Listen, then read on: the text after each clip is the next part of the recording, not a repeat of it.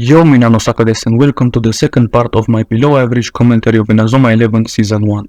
We left the Draimon winning the district final against Teikoku and qualifying for the nationals, and after the game Endo finds out from Kido that the reigning champions also participate, so they promise to meet again, and the only way they can do that is in the final, as the winner from the previous year cannot be in the same block as their district rival. Until then though, we get a nice little friendly match between the original Inazuma 11 and the present squad. And as you'd expect from people who quit football when they were about 14, their ass boy, they concede twice, once to a normal shot from Max that got deflected by Natsumi's butler for God's sake, and the second to a Guenji fire tornado. After that mess of a display, Hibiki shows why he was the captain as he gets the old boys up for it, who equalize thanks to a cross drive from Tamiyama. Biruda and Ukishima use Hono no Kazamidori to make it 2-2, and Endo stops the game to tell Guenji and Kazemaru to nab it for themselves. During this break, Ukishima and Kageno share a nice moment, the old man telling the young Raimon defender that the team is more than the first 11 and that he has to be prepared and help in any way he can. The show is riddled with these moments of wisdom and positivity, and I know it's for children, but it helped me a lot in being a more positive person, so I had to point this particular moment out. Work hard and pay attention to the game. Who knows what you might spot, just like Kageno here, who notices what his teammates were doing wrong as the OG Inazuma 11 makes it 3-2 using the same technique again. After his explanation, the Raimon boys finally made it work, and it shows again how everyone gets their little moment in the spotlight. And if any player is involved in a duo or trio of Hisasu for the first time, they get a little arc too. Just like Kabeyama did regarding his fear of heights before the match against Nosei, now Kazemaru gets his own one regarding the athletics club he left to help the football team. This Miyasaka dude, yes, that's a dude. I only learned this on my third rewatch. He's trying his goddamn hardest to bring him back, to a point where he can't even do Hono no Kazamidori, and just as a small detail, Guenji notices this because he's Guenji. This guy just sees everything for some reason. But after a heart-to-heart with Endo, everything is back to normal. Kazemaru ain't going nowhere, boy, and best believe he's gonna be the MVP in the first match of the nationals against some ninja team. And again, best believe some dickhead that's full of himself interrupts Raimon's training. Why does everyone do this, by the way? Just play the game, man. Anyway, this Kirigakure fella wants a duel with Guenji, but that costs extra, my boy. You don't just ask and get a duel against the most sought-after striker in Japan youth football, you goofy-ass shinobi wannabe.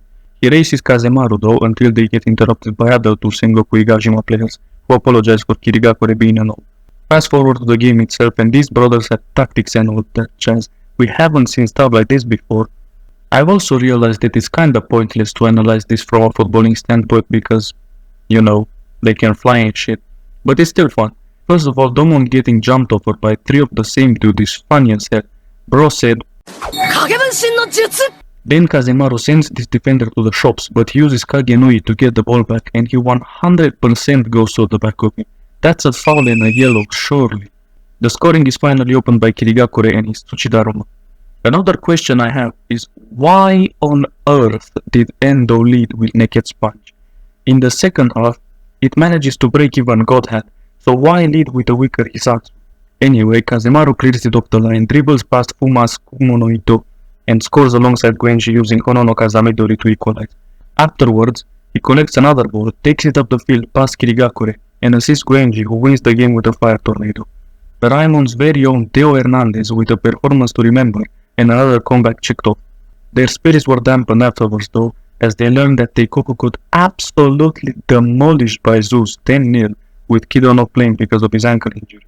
Now it's time to focus on their own next game against Senbayama, a team who is yet to concede through the whole tournament, district or national, which is insane. We're shown that everyone is training and improving, but the chemistry is not really there for some reason.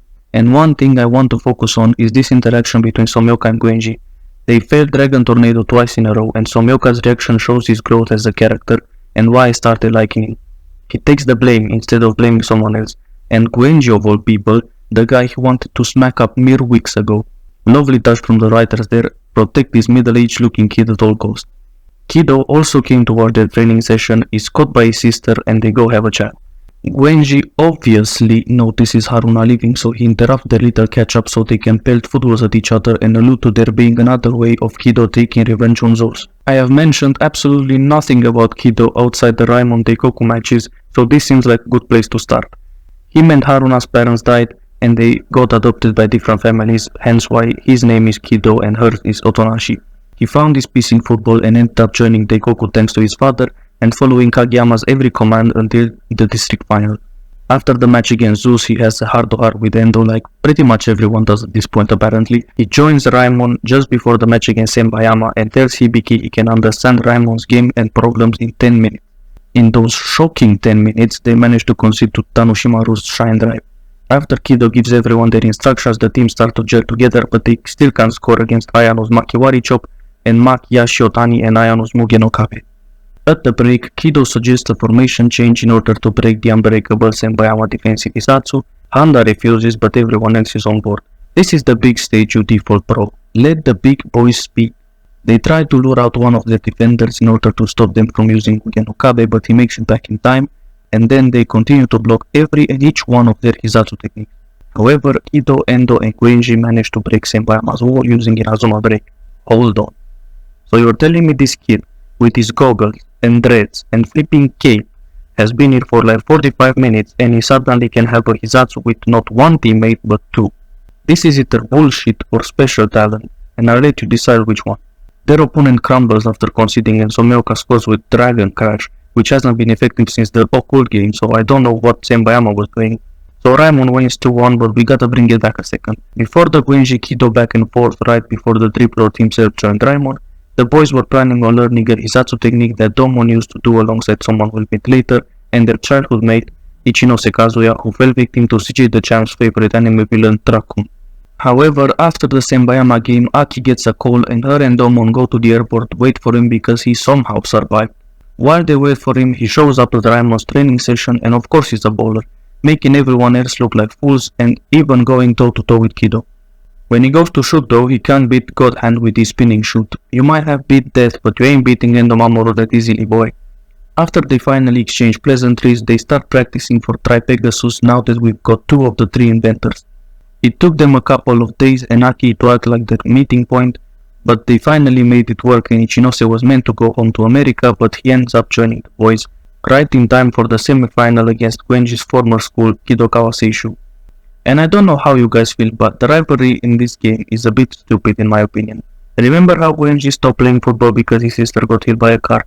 Well, apparently he didn't tell anyone, and these three fools who used to be bench warmers and looked up to our fireboy got butthurt because they lost the final without him. Sounds like the definition of a skill issue to me. Anyway, they end up playing football before the game as they always do, and we get a taste of their techniques. Their coach comes along to stop this tomfoolery, and alongside him there's a kid with green dreads. Remember him from the few frames I used of him in this video? Well, if you don't, he's the third part of the original Tri-Pegasus, Nishigaki, who is Kidokawa's left back. So for this match we have two rivalries, Quenji against the Three Stooges and Domon and Ichinose against their childhood boy. The one with the mohawk opens the scoring with a back tornado that Endo miscalculates the power of. All their hairstyles are horror by the way, just as an additional note.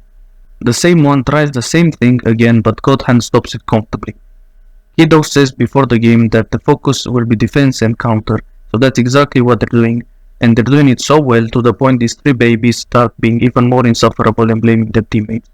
Kido comes up with a plan to have the midfield open so they can use Tri-Pegasus, and it works, making it 1-1, and this poor guy couldn't do anything about it. Just look at him, he doesn't want to be there.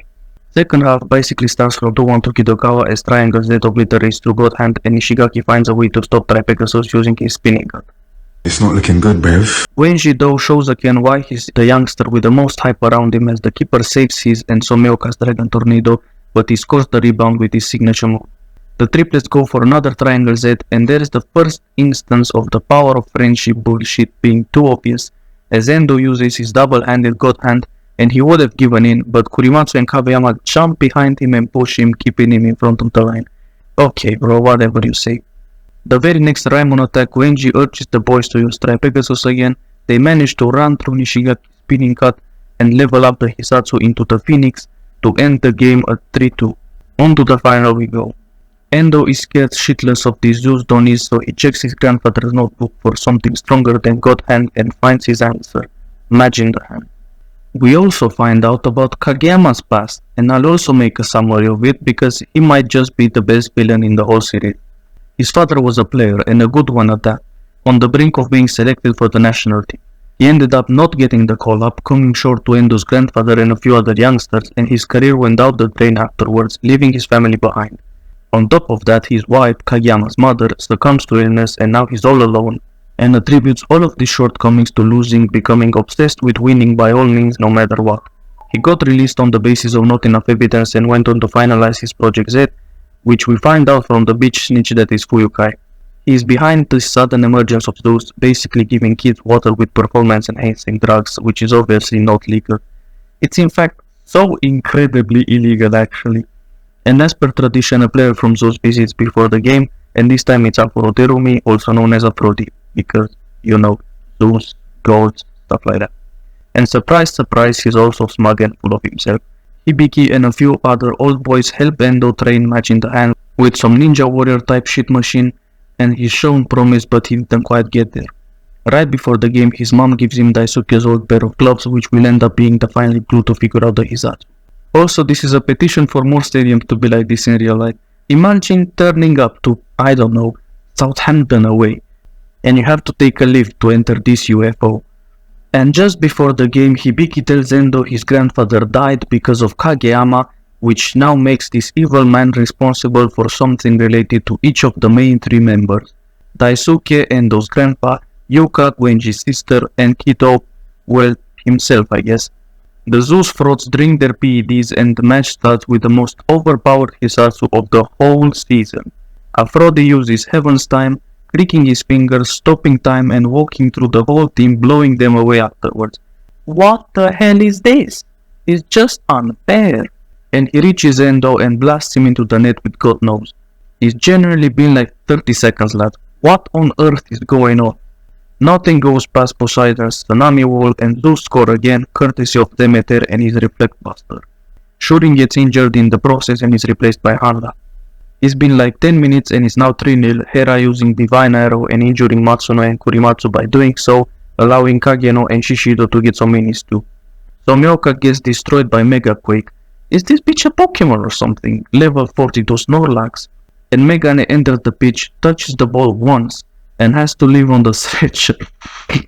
I'm sorry for laughing, but look at the subtitles, bro. They didn't have to do the boy dirty like that. They're now playing in 10 men, with almost everybody out of commission and Shishido throwing it back for some reason, but of course they're not giving up, it's Raimon. Kageyama orders the Mandem to hurt our boys even more and they just start pelting balls at Endo's skull with no regards to scoring and then kick the ball out to get another refill of that sweet heroin or whatever the heck they're drinking. Aphrodite is back to his shenanigans and as he's about to end it all, the halftime whistle is blown. Endo finally swaps his gloves for Daisuke's and when Aphrodite's had enough and goes in for the kill with God knows, one glance at the gloves makes Endo realize what he was missing and whips out Match in the Hand to neutralize his shot. The morale is up now and Kido and Gwenji combine Twin Boost and Fire Tornado to get one back and again and then equalize. Spamming the same move is such a dirty tactic, but so is using drugs, so I'll allow it this time. For the winning goal, the boys combine Fire Tornado with the Phoenix, meaning Gwenji was involved in 4 goals this final, moving like Ferenc Puskás in 1960. Raimon wins the title, Kageyama gets arrested, Gwenji's sister smiles again, all is right in the world. Until next episode I guess. But that's something for the next time. If you've enjoyed me waffling, leave a like. If you want to keep up with my activities, subscribe to the channel and tell me in the comments what I could improve on and if you agree with my decks or not. Until next time, sayonara.